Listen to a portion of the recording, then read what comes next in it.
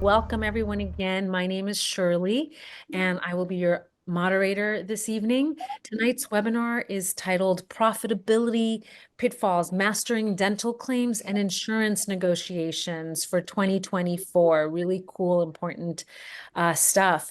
I'm excited to welcome Penny Reed. She's the Chief Growth Officer at eAssist Dental Solutions, and Chloe Hironaka, who's the Sales Coordinator at Unitas PPO Solutions. I know you guys have seen her before.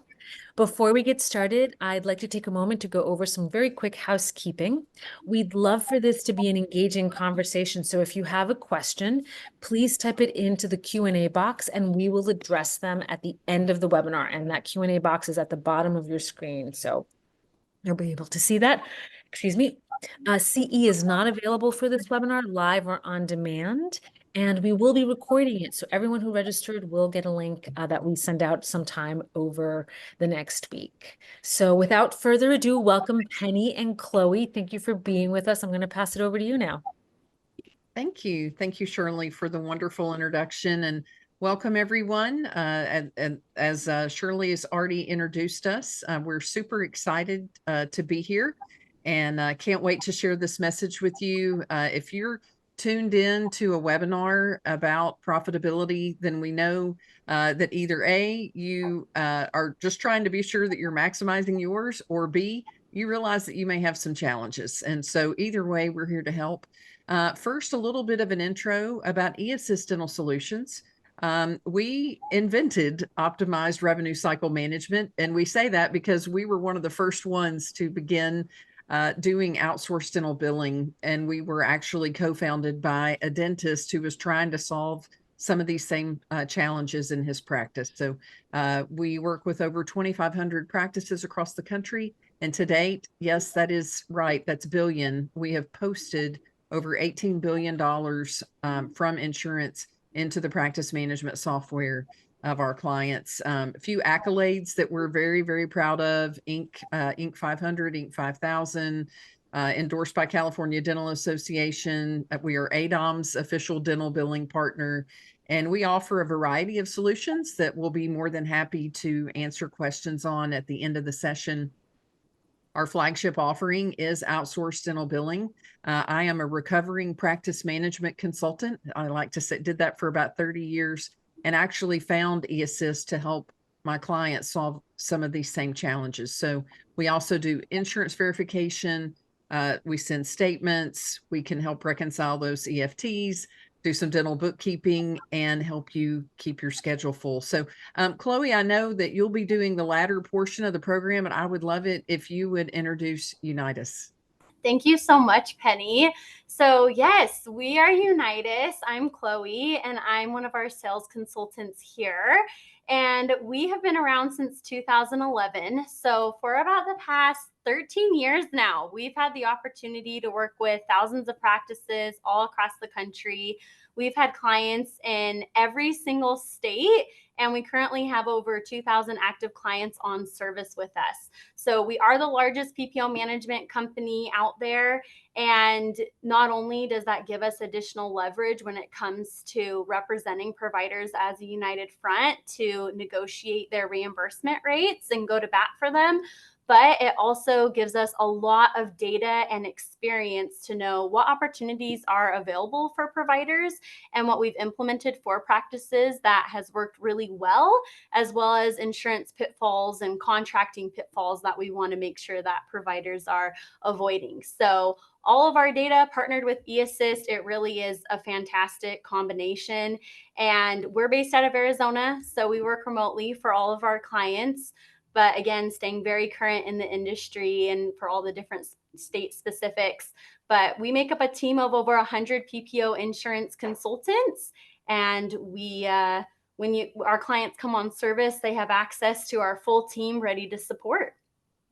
That's so awesome. And I know that it takes every 100 plus to keep up with all of the changes that happen from time to time, more often than most dentists and office managers realize. And I know that everyone will learn a lot from you there. So here's what we hope you'll learn today. As easy as 1, 2, 3. We want to be sure that we help you identify the key challenges and solutions in dental claim management that can affect practice profitability. And the second objective is to learn negotiation techniques for insurance contracts to secure better reimbursement rates. Who doesn't want to get paid more for what they're already doing, right? That's why you're here. And then the third one is to understand how to leverage insurance analytics to forecast and improve financial outcomes. So let's dig in. So first, depending on where you are in your dental business education and role, I wanted to highlight and give an illustration about profitability. And again, being a practice management consultant at heart, since that's what I did for many years, really thinking about all of the energy, the time, and the money. Those of you that are here outside of practice hours know that it takes a lot to even get the patients in the chair to do the production, right? So the gross production, then the net production is what you're actually, that's what's collectible. Then what you actually bring in, your revenue, so your collections. And then the fun part that you don't realize unless you're the business owner is you pay overhead on all of that. You pay your team, you pay for supplies, you pay your lab bill.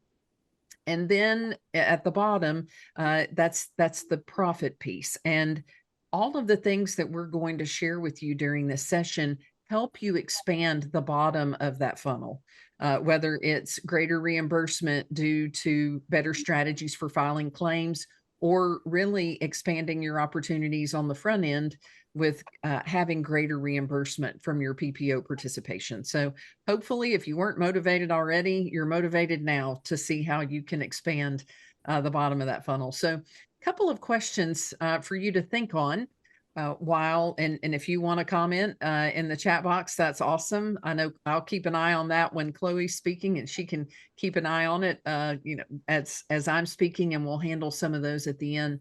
How many of you know your average monthly collection ratio percentage? And so I'll go over a little bit more about what that means. But if you think you know that, you can say I do, or if you want to drop a percentage in there, we're love the participation. So this is one of the most important metrics that you want to know on the business side of the practice, because it is one of the fastest ways to get yourself in a bundle of stress, is what I would say, when you're doing the production. And as you saw in the funnel, you're paying that overhead.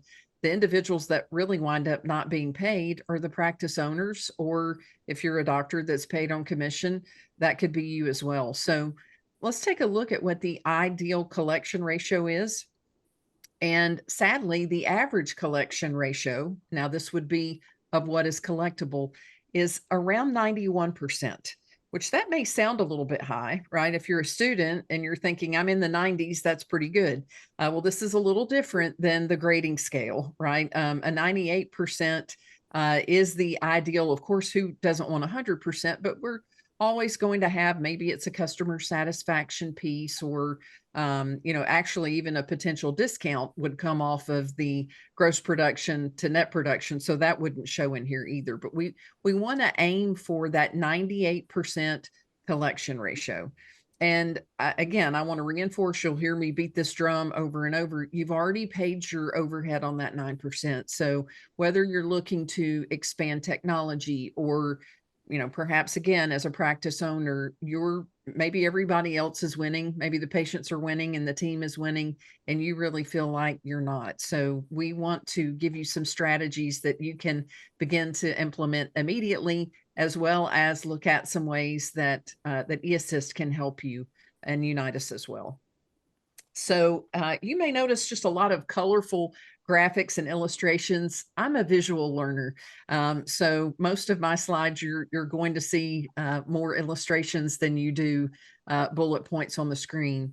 But I want to introduce you, for those of you that may not have heard of revenue cycle management, at a high level overview of what that is. Now, this sits under an umbrella of what I would call your PPO contracts, right? So depending on how you're contracted, and not to steal Chloe's thunder, she'll be talking about the difference between that and what you may think of as your current PPO agreement. The revenue cycle process, once you have a patient that schedules in the office really follows a pipeline. And so I'm going to walk you through that over the next few slides. But the beginning of it is the patient scheduling.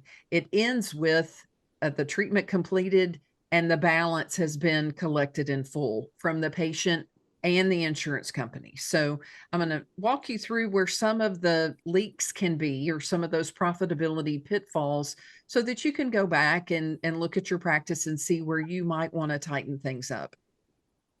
One of the first areas is insurance verification.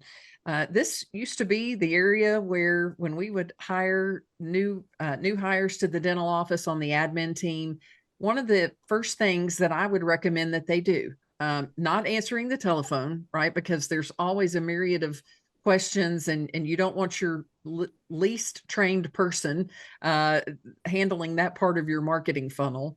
But insurance verification. The worst thing about insurance verification, even with all of the advances in technology, is what I would call the last mile. Those details that you may not get on a fax back, or you may not get in a portal, and it is super time consuming. So, you may look up and you see your insurance coordinator, and what is he or she doing? They are on the phone, right? You're not exactly sure what they're doing, but you know that they're on the phone. It seems like they're on the phone from the time they get to work until it's time for them to go home. So this is such an important piece, and often may not get done due to other things in the office that may happen. And then here's what that can impact, is really knowing what impacts a lot of things, like a domino effect. But how much should your patients pay at the time of service for their estimated portion, either for today's visit if they're a new patient, or for future visits? And so this might be another thing that I would write down and go back and look at, is how many, if you have a metrics dashboard, then you come in the morning and you look up on the screen, often those will tell you, your dental software may tell you. This is super important because, again, this starts the whole domino effect of you having to play catch up.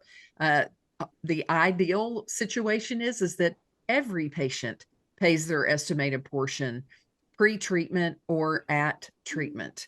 And one great way to do that, another little tip along the way, is if having those financial discussions before treatment is rendered. And then when the patient comes in to have their work done, if they're not using a third-party financing option, we want to go ahead and make it easy. For example, with Chloe, she's like, "Hey, Chloe, great to see you today. It's always a pleasure to see that smile. I'll let the clinical team know that you're here, and for your convenience, we can go ahead and take care of your payment today," right? So it's polite, friendly, and a great way to train your patients. The other thing that is just so important, and you may not really connect revenue cycle with marketing, yet how a patient feels and that communication really does impact your marketing. According to Bird Eye, which is a great reputation management software that's out there, this was a stat that they had, the #1 complaint in online dental reviews is that the treatment was too expensive. And what I would say is, patients think every dental office is too expensive, right? Because they don't really, unless you've worked in a dental practice, you don't really understand the value of it. So they already think that it's expensive. But I think the third reason is lack of information. I think these two go hand in hand. So if you're always striving to keep those 5-star reviews out there on Google, Yelp, Facebook, insurance verification and being on top of your game when it comes to reimbursement really does impact patient satisfaction. So we have to be sure, whether we're doing that in-house or we need outsourcing support for insurance verification, that that's being done, and that it's being done consistently and being done well. So the patient is then seen for a diagnosis. That's my little abbreviation for diagnosis, DX. And then the highlighted yellow is the treatment plan is presented. Well, once again, when we're sharing the information with our patients, and especially if we're printing the treatment plan for the computer, all the computer knows is what we've told it. So sometimes patients haven't even told us that their insurance has changed. So that's another reason why it's important to verify eligibility at each visit. But those patients are really counting on our accuracy with treatment estimates. And sadly, most patients don't know how to judge whether or not we're doing great dentistry. I think the assumption is that every dentist is doing great dentistry, but they make that judgment call by how they feel, right? And whether or not we did what we told them we were going to do. So they're counting on the accuracy for the treatment estimates. So it makes them feel good. And it also makes our accounts receivable happy as well. So moving right along, I touched on this a little bit earlier, being sure that we're getting those co-payments collected at the time of service or pre-treatment. And those financial discussions are so important. That's another topic for another day in detail about having those, but having the accurate information, letting the patients know what they need to pay, and then getting that before they leave the practice that day. So those are some things that every practice wants to do that accepts insurance. So next is being sure that those claims are sent correctly. But I got a little bit ahead of myself. I mentioned earlier about how many clients that we have. We did a survey, and 1,800 of our dental billers said from the offices that we work with that less than a third were collecting the patient portion at the time of service. And so most offices, when we ask, will say, oh, yes, we absolutely do that. Some may say, well, we weren't sure what they were going to pay. And so we told them that they could wait until after insurance pays. I'm sure there's Chloe, you may know what this is. I'm sure there's some universal law of customers valuing things. But what I've found, at least in the dental offices, the longer the time frame goes between when someone receives, between when they've paid and when they received the service, if they haven't paid at the time of service, they begin to, in their mind, devalue what that was, right? They're less likely to willingly pay for it. So I would rather have them go ahead and make that payment and then have a really strong system in the office that if there's an overpayment and the patient truly does have a credit balance, that we're doing patient refunds once a month, right? That's some great marketing as well. So you didn't know you were going to get marketing tips tonight, but there you go. So I got ahead of myself there. Now we're back to the claim being sent correctly. So Chloe and I go way back. She's probably a little tired of my stories, but I'm going to tell on myself and how I learned the best way to do things many times 33 plus years ago was that I didn't do it right the first time. Right. So I had to redo it. And yes, I worked in the dental office back when e-claims, well, I want to say back when they were invented. They used to go out of some box that sounded a little bit like a fax machine, had all this garbled noise.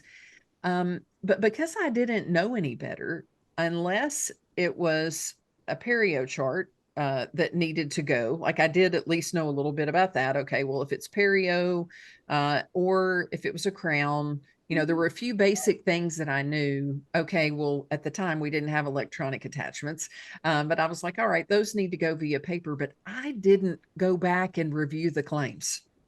I didn't scan through them to be sure that, anything else that needed supporting documentation that happened. I just pressed the button and magically heard all of the scratching sounds of the fax. And sometimes there were a lot of claims on that rejected list.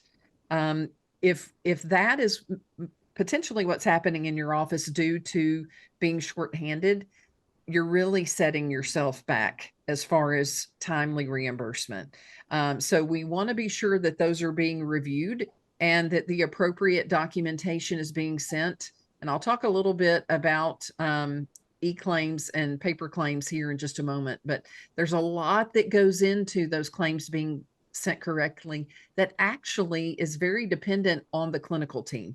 I know that this webinar is recorded. This may be something that you want to go back and share with everyone on the team, because that clinical documentation is critical to getting your maximum reimbursement. So missing documentation could be the radiographs or intraoral photos, again, occurring in the clinical area. And once the work has started, pretty difficult to go back and get a pre-treatment x-ray or photo. Periodontal charting, clinical narratives, chart notes. The clinical narratives and the chart notes, I can remember, and again, it's a different time then, and I'll say we didn't really know better. You don't want the same narratives for every patient. They need to be a little bit different based on tooth number, surface, pocket depths. So it's one thing to have a template, but we want to be sure that we're filling in the blanks for that patient's particular situation. Any referrals or pre-authorizations that may have needed to happen, or other additional documentation, anesthesia reports. So important that we're taking the time to be sure that those claims are sent out clean. So the other would be a little note for you to make and take back to the team, and maybe even I would recommend making a contest out of this. What percentage of our claims are clean when they're sent? Well, if you're not able to measure that by a rejection report, you can definitely measure it when you get a request back for information that was not sent in the first place. So, we would hope that we'd be somewhere close to 100%. And when I say make a game out of it, look, measure where you are right now for a week and see how many claims are not able to go out when they're being submitted. And also look at how many are coming back in, requests, whether it's email or in the mail, that require more information, and set a goal as a team to reduce that. And then when you hit that goal, maybe you have a pizza party or do something, go bowling or something as a team, because it really takes everyone on the team to make this happen and happen well. So I mentioned earlier that we would talk a little bit about electronic and paper, and perhaps in light of some of the clearinghouse challenges that the entire medical and dental industry faced, we might have paused for a moment to think, okay, well, what about this whole electronic claims business? Yet that's still the best way. And that's what the insurance companies are wired for and equipped for. So we don't want to say that you never want to send a paper claim. Of course, there can always be an exception, yet it really should be an exception and not the rule. So the National Association of Dental Plans, this was a report that came out in April of 2023, which, if you know much about analytics when it comes to claims processing, it's not usually something that we have tracked, as of last month. So this was a 2022 stat, but there were 58.4 million claims that were sent electronically. And of those, 1 out of 4 required human intervention, which means there was something about that did not include that those claims did not go out clean. 1 out of 4. Then 14.6 million dental claims were paper claims. And I'm just thinking that's a lot of envelope and stamp licking, which I know now we have technology where you don't have to lick the envelope or lick the stamp, but I can still sort of taste the envelopes from all of all the paper things that we did back in the day. But 50%, 1 out of 2 required human intervention. And, I know we like to think in our mind that the insurance companies are doing everything that they can to not pay claims. That's what I used to believe as well. But actually, insurance companies only want to handle it one time, right? If they have to handle a claim 2 times or 3 times, that actually lessens the amount of money that they get to keep. So if you're an office manager and you really want, or maybe you're the dentist and you're really wanting to make the case for going electronic, this is it right here. But again, Don't do what I did and think that just because you can press a button and they'll go, that you don't need to check them, right? So I had to learn the hard way. Another tip here is to be sure that if you're in a contracted plan, this definitely applies. If you don't participate with PPOs, then your full fee should be going out on every claim form anyway, right? Because that's your only fee. But if you're in a contracted plan, almost every dental software out there, and this would be something you would want to take a screenshot of or make a note of, has the ability for you to go into your settings and make sure that your full fee goes on the claim form and your contracted fee schedule fee, insurance fee, goes on the ledger. Now, this helps your treatment plan accuracy. It also reduces the number of write-offs of insurance adjustments that you're making. And you may think, but wait, we need to track those. That's super important. And I couldn't agree more, because if you do it this way, you can track how much was written off. You can also track how much was written off by plan, by patient, and by procedure code, which is very difficult to do, would take hours and hours and hours, and some of it might not even be possible to calculate. And if you have reports like this, it really makes working with a company like Unitas, it makes it that much more effective, right? Because they can more easily pinpoint which plans are having the greatest impact on your practice. But here's the other part. Rarely, when you file a claim with a PPO fee on it, even if they would allow a higher fee, are you going to get that? Plus, what you're telling them is that contracted fee is what you charge. And so there's very little leverage, as I'm about to hand off to my dear friend at Unitas, for them to do much negotiation for you, because the insurance company has evidence that you're charging a lower amount. So timely follow-up on claims. We want to be sure that we're checking, claims should be reviewed and checked on every 14 days. That doesn't mean you only check on them twice a month. There should be daily activity. But the number of denied claims, 77% of those have to be refiled 2 to 3 times before they're paid. This is a stat not only that we've seen in the industry, but we hear that from our dental billers, right? So maybe there's specific documentation that they're looking for, or it wasn't sent. We didn't have what we needed the first time. So there's definitely ways to work smarter.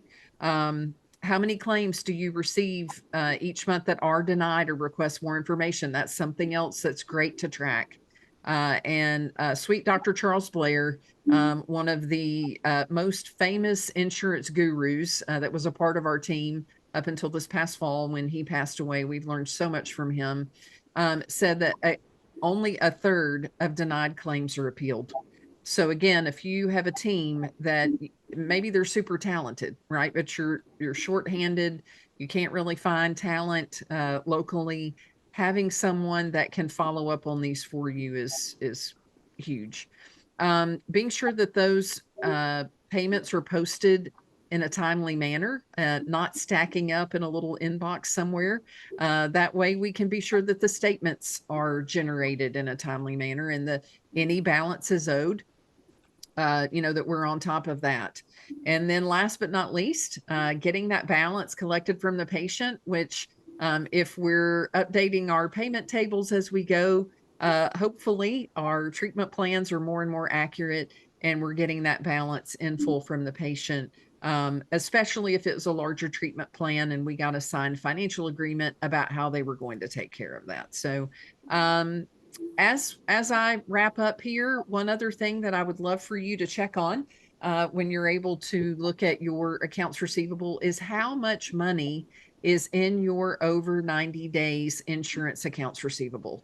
So when you pull that outstanding insurance report, are there any dollars in the over 90? And what I've learned since joining our amazing team is that number should be at 0 or near 0 if you're following the protocols that we've recommended. So sometimes it can be difficult if there's primary and secondary for it to be completely 0, but that's what we aim for in the service that we're providing for clients.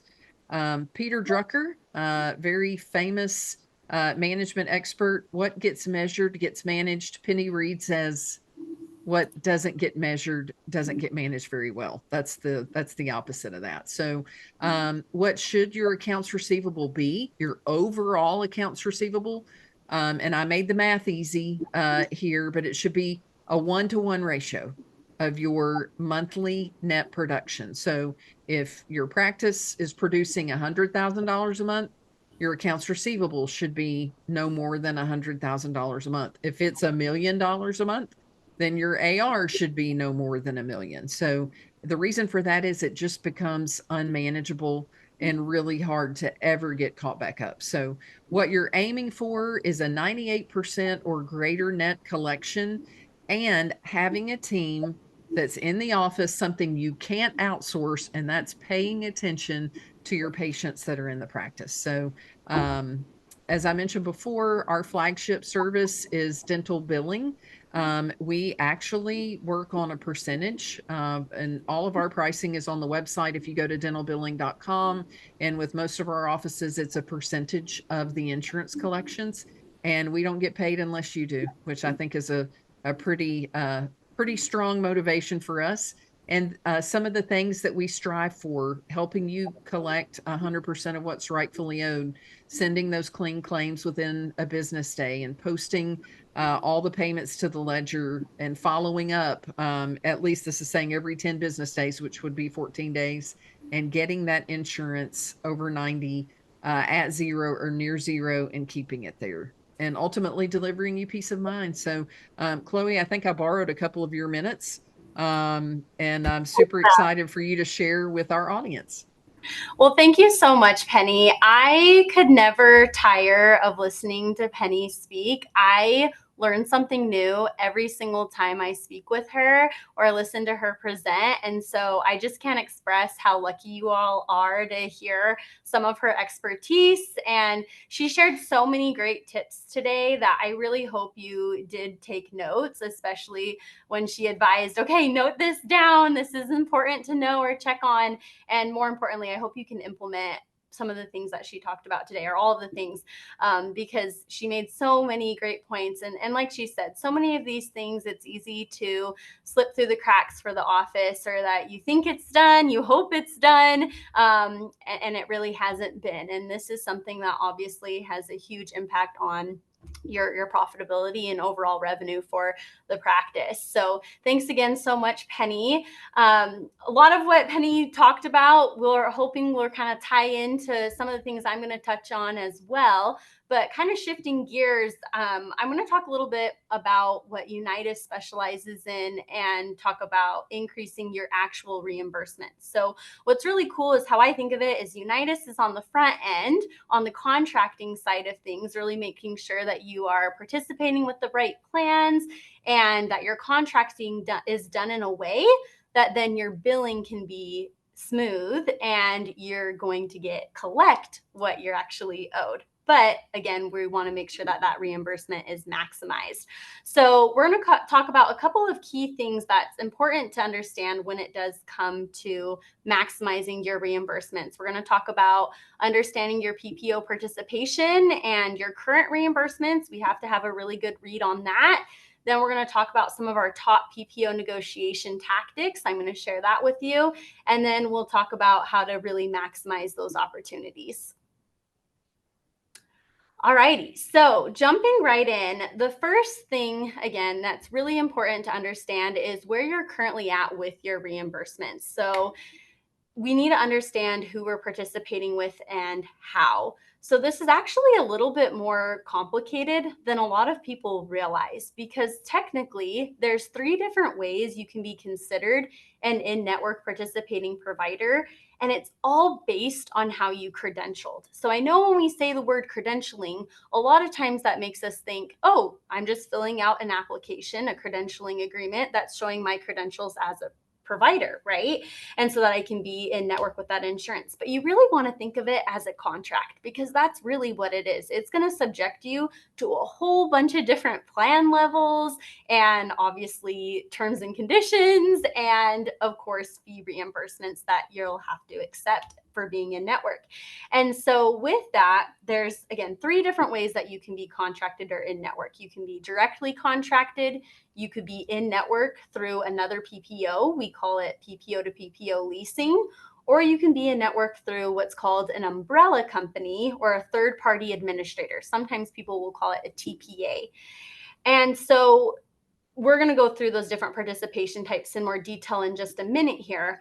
But when you're contacting all your insurance companies, you want to specify that specifically. You don't just want to simply ask, am I in network, right?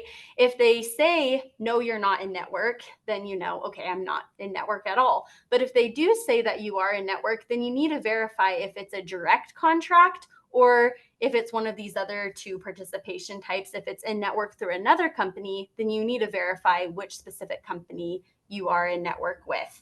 And so to do this, you'll contact provider relations, and you want to make sure that you're verifying participation per doctor and per location.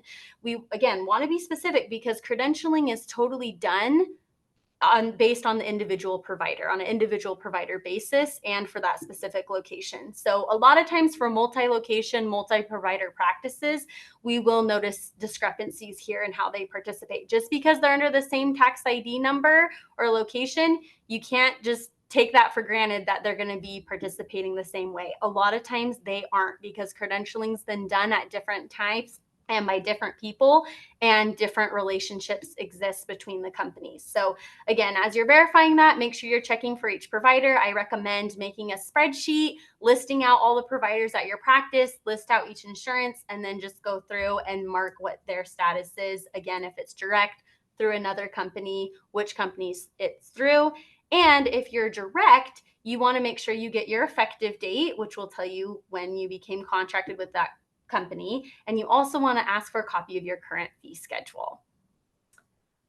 So just to kind of break down those different participation types here really quickly. So whenever you're directly contracted with an insurance, you're always going to be reimbursed according to that insurance company's fee schedule. And the only way you can have a direct contract with that insurance company means at some point in time, you submitted a credentialing agreement to that specific insurance. So you filled out Orange Insurance Company's credentialing agreement. They assigned you a fee schedule. So when those patients come to your practice, you treat them, submit the claim, you're going to be reimbursed according to that insurance's fee. Then we have what we call PPO to PPO leasing. So this is the fun one that it gets pretty complex, and a lot of people, again, forget about or don't know about at all. But pretty much every insurance company does this, where essentially they've partnered together, they form these leasing arrangements where they agree to lease their providers out to any insurance they formed this partnership with. So they share the provider's contract essentially. So what happens to the provider is if you become directly contracted with the Orange Insurance Company, they can share the contract with the green insured company or any other company that they form this partnership with. So when those green insurance patient comes into your practice and you treat them, you still submit the claim back to the green insurance for processing, or the patient's insurance, just like you would normally. But they're actually going to reimburse you according to the Orange Insurance Company's fee schedule, since they're the one that you have the direct contract with. So they have that fee schedule on file. That's what they're going to end up utilizing. A really big sign that this is happening is if you look at your EOBs, you will see a totally different company's name on that EOB. It'll be like in the corner somewhere at the top. And it, again, will be for a totally different company than where the patient's from. And then lastly, we have the third participation type, which is the umbrella networking. And it's very similar concept to the PPO to PPO leasing. Essentially, there's 5-6 major umbrella networks. Again, these aren't insurances. They are third-party administrators. So the easiest way to think of them is like a broker. They are designed to recruit a lot of providers and allow you to access several PPOs through their network. So they have a very vast, each one will have a very vast payer list, essentially, of PPOs that you can pick up through their network. But same thing, the agreement is that any PPO plans you're accessing through that umbrella is going to be reimbursed according to that umbrella network's fee schedule. So with all these different leasing relationships, it really starts to become this huge web of everyone being partnered together. And so not only, again, does it make it really difficult to know who you really are and are in network with, it makes it hard to know what you're going to get paid. So again, that's why we really got to do the legwork and due diligence to untangle this and look at the big picture. We want to make sure we're contacting every single company to see how you're in network with each one. And then, like I said, make sure you're receiving and documenting your current fee schedule reimbursements. Do not just count on the fact that you have the correct fee schedule in your practice management software. Even if you're not proactively initiating negotiations, the companies do adjust their fees. And so you want to make sure that you actually have your current fee schedules on file, because once you do start the negotiation process, of course, when you're doing your comparisons, you want to see what the true increase or adjustment that they're offering you is. So again, you can get this from provider relations. They should be able to email you this, fax you this. You can download it off your provider portal a lot of times, and then just make sure you update your practice management software with it. So moving on, now that we understand where we're currently sitting with our current PPO situation, now let's talk about approaching the actual negotiation process. We're going to kind of talk about ensuring that you don't waste time on the wrong procedures, how to approach the negotiation process with the different PPOs, and how to actually analyze your offers. So when it comes to making sure that you aren't wasting time on the wrong procedures, there's a couple things we want to look at here. The first is going to be that you want to really focus on, if you're a general dentist practice, you want to make sure that you're focusing on your top 35 procedures of most concern. So if you're a specialist, you'll probably look at everything. But again, for general dentists, we kind of want to narrow it down to your top 20, 35. So an easy way to do this is if you run a 12-month production summary from your practice management software. And if you don't know how to do this, you can honestly Google instructions, or you can contact your practice management software support team. And a lot of times they should be able to walk you through that. But basically, I would say run that 12-month production summary report, and then it'll show you, make sure it's listed by procedure code, quantity, and production. And then that way you can then rank it from most frequent to least frequent, and then have your list of your top 35. So that's ensuring that you don't waste time on the wrong procedures. The next thing we want to talk about is approaching the negotiation process. So with that, we want to make sure that we're reaching out to provider relations and request a fee increase, typically at least every 2 years. Some offices will tell me that they reach out annually. That's fine. That's great. But one thing to keep in mind is that generally you're only going to be eligible for negotiations every 2 years. Some companies it'll be 3. There are actually 1 or 2 that it'll be annually. So again, every 2 years is kind of the safe bet.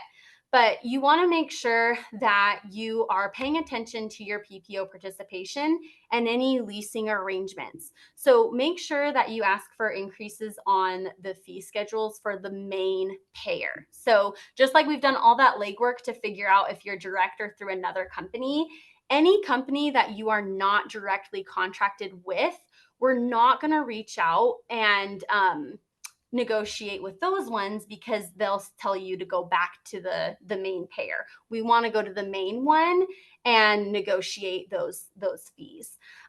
So if, again, for example, if you're in network with Guardian, but you're paid under Aetna's contracted fees, then you need to negotiate with Aetna in order to actually increase your fee schedule, right? We're not going to go to Guardian because you're not direct. We're going to go to Aetna since that's the main payer. Okay, and then lastly, we are going to go to comparing offers received from PPOs. So using the last 2 steps, with the not wasting time on the wrong procedures and approaching the negotiation process, when we're looking at comparing offers received from your PPOs, again, we want to make sure we're looking at your UCRs. And I love that Penny mentioned making sure that you are submitting your full UCR on the claim, because she is completely right that it really is going to hinder your ability to negotiate if you're listing the contracted rate, because then to the insurance, it looks like they're reimbursing you the full amount, which we know they're not. So we want to make sure that we're showing that discrepancy and keeping our UCRs nice and increased. In fact, I would recommend using a percentile-based fee analysis. Of course, I recommend the Henry Schein one. That's what we use for our clients. We've used several, and I feel like that one's definitely going to be the most accurate, just where they're getting the information from. But we want to make sure that you're always consistently updating those fees, and that they're going to be competitive for your area. So anyways, tying in your UCRs, once we have those, we're also going to use those top 35 procedures of most concern that we were looking at, and we are going to compare the offers. So what I would say is, in a spreadsheet, I would do your first column as your top 35 codes. Then your second column, you're going to do your UCRs. And then in your third column, you're going to do what the insurance company is currently reimbursing you on those top 35 codes. And then on your fourth column, you're going to do the new fee schedule or the increased fee schedule. And then if you want to get really fancy with it, I would definitely recommend doing a fifth and sixth column showing obviously the dollar gain and percentage increase and all of that. But again, you want to make sure that you're focusing to the frequency of each procedure, because sometimes the insurances will increase procedures that you're never doing, and then they'll maybe even decrease ones that you're doing all the time by a few dollars. You have to be really, really, really careful of that. And I know it's tempting to go for like the big procedures, right? But you got to pay attention to your specific office and what you're doing, because if you're never doing that one, even though it's super exciting when you do get to do it and it's a big money maker, it's really the everyday stuff that's going to add up. So again, just make sure that you're paying attention to that frequency. And then, of course, as we've been talking about, auditing your EOBs, making sure that once you do accept that new fee increase, that you're getting paid what you're supposed to be. So when you accept a fee increase, just know it'll probably take them anywhere from 30 to 90 days to actually put the new fees into effect, but they should give you an actual effective date. So that will give you time to upload the new fee schedule into your practice management software. You'll make note of the effective date. And then after that date, any claims that you're submitting, do the EOB audit and make sure they're being paid on those correct negotiated fees. So lastly, we're going to talk about how to maximize your negotiation opportunities. So again, from this point, we've talked about making sure you understand your actual PPO positioning. We've talked about approaching the negotiation process, making sure that you're submitting your UCRs on your claims and that your UCRs are updated, that you're focusing on your top 35 procedures, and that when you get your offers, you're comparing and making sure they're actually increasing the right codes. Now let's talk about how we can take that a step further. So we'll first talk about ensuring your PPO fees are competitive for your area. Then we'll go over minimizing optimization risks and maximizing benefits there. And then lastly, we'll wrap up with how to calculate your return on investment from PPO negotiations. All right, so how to ensure your PPO offers are competitive for your area. So you want to make sure that you don't get locked in to a fee schedule offer. Again, that's why all the previous steps are so crucial, because like I said, you typically can only negotiate every 2 years. So we need to make sure that it's right and that it's a good offer. The best way to technically ensure that you are getting the most would be to partner with a third party like Unitas, who has access and has seen literally tens of thousands of fee schedules and know what to expect from a given PPO. We know how high they can come up, when to push back, the verbiage, contacts to use. All that experience is going to come into play in evaluating the offers. Furthermore, we have, those dedicated those designated contacts that we work with on a daily basis. And it's taking that work off your office's plate of having to reach out and do the follow-up, because it is pretty extensive.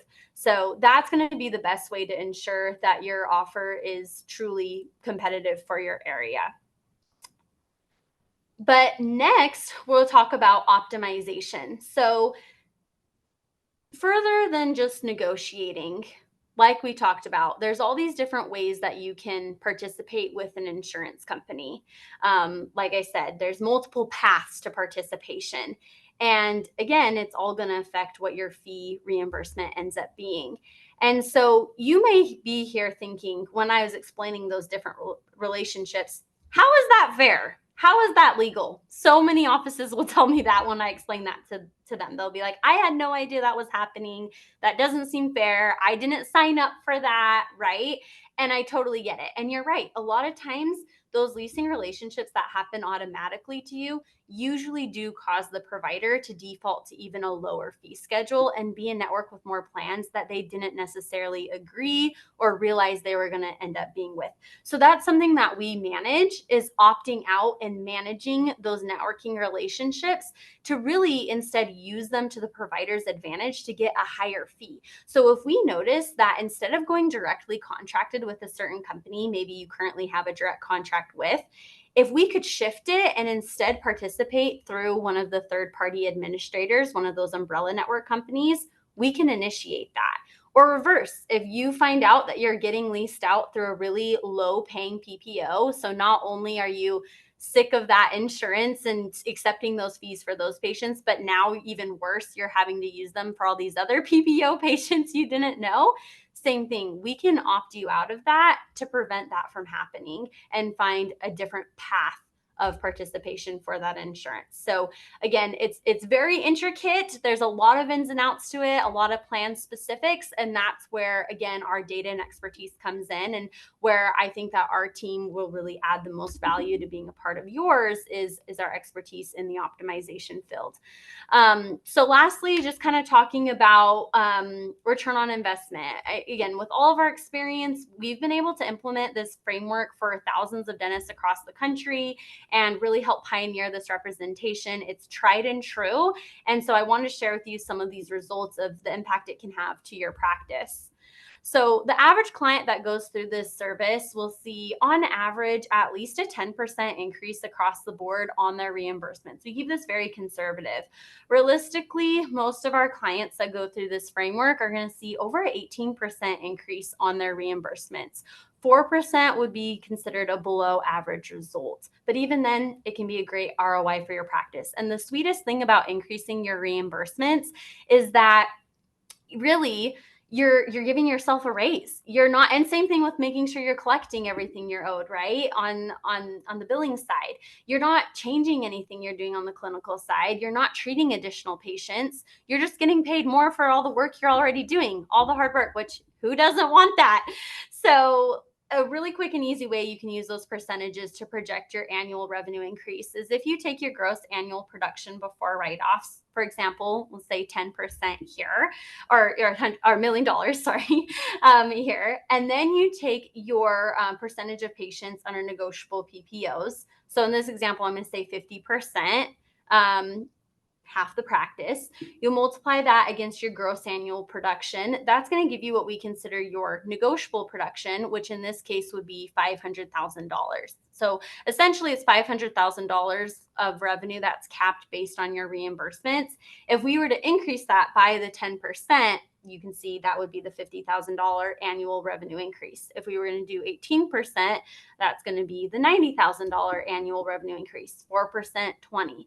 So again, it really starts to add up very quickly, but this is why, the sooner you can start working on increasing your reimbursements, the better. I always say the best time to plant a tree was 20 years ago.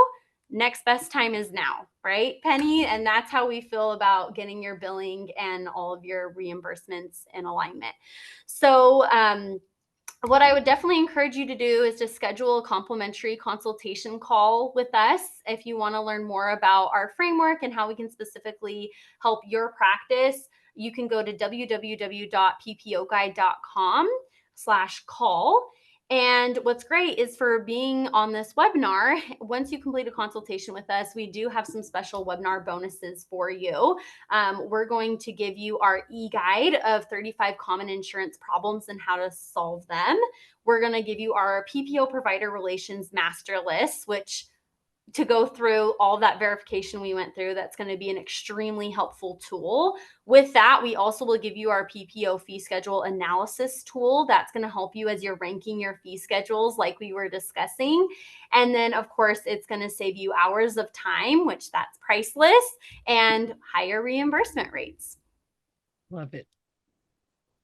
And as Chloe mentioned, we're in partnership here, family of companies, and maybe you're experiencing paralysis by analysis. So definitely, if you need help, we feel like we're one of the best things to happen in dentistry, sort of like when chocolate bumped into peanut butter and became Reese's peanut butter cups. So, if you need help optimizing your PPO fees or streamlining those processes, definitely reach out. We're happy to help, and we really love it when we're able to partner and also provide coding solutions like what we do with Practice Booster, which is also part of our family of brands. So, Chloe, I'll have you cover this one. Yeah, no, absolutely. So yeah, again, we've gone over a lot of information today. Hopefully it was helpful to get you started on this path to higher profitability for your practice. But again, if you're struggling with some of these problems that both of us have brought up, if you're not sure on how you're a network, you don't have the staffing support, definitely reach out. We're here to help. And you can reach out to schedule a consultation for eAssist or for Unitas using this next link or QR code. Fancy. So if you have your phone, you can get that out and scan it. But I would say do it now. You've taken the time out of your busy schedule to be on the webinar this evening. So we all know, you come to these trainings, you come to webinars or listen in, and then, you're going to go back to scheduling patients, go back to your busy schedule. And then this is something that keeps getting pushed on the back burner. But you deserve, again, to get paid for what you're doing now. And so visit Business Solutions team at henryschein.com, or again, simply scan that QR code. You'll find eAssist information as well as Unitas on how to schedule there. And if you need assistance, there's the number you can call. You can note that down if, again, you want to take a picture of this screen. But yeah, there's the QR code there for you, and we would love to speak with you. Thank you. I love it. I love it. And I think, I don't know who to credit this quote to, but what is the phrase? You can do anything, but you can't do everything. And I think finding trusted partners that can help you so that you can really focus on your patients and growing that top line revenue, this wonderful solution. So, and we want to thank Henry Schein for having us. Wow, well, thank you so much, Penny and Chloe, for such an informative, edifying presentation and great visuals and really fabulous quotes to drive home the points you were making in your presentations. And we have a couple of minutes left before we wrap up. We did get one question in so far. We have a few questions, and this one's about pricing. So I don't know maybe this is something that becomes a one-on-one conversation, but this is a question from Alan Burley. What does it cost to hire Unitas? Let us know the best way. For sure. Thank you. Hello, Alan. Thanks so much for your question. So we have a couple of different services that vary depending on pricing. And sorry, we didn't have a lot of time for Q&A today. So please schedule a consultation with us so that I can assess. Really, our pricing structure is going to depend on how many locations you have, how many providers, and again, on specific needs of the practice. Are you established? Are you purchasing a practice? Things like that. So please drop a schedule consult, and I'd love to talk to you directly. And I think we just got one more, but I think we're at time. So the next question, same thing. If you please would schedule a consultation, we would love to get that answered for you, and we can get that set up. Great. And someone is trying to use Andres Para, trying to use the QR code. It's not working for them. Could it be? Was there another slide with it too, or was that? Let me see. I Or think maybe- I think the other one, which would still get them to the same place.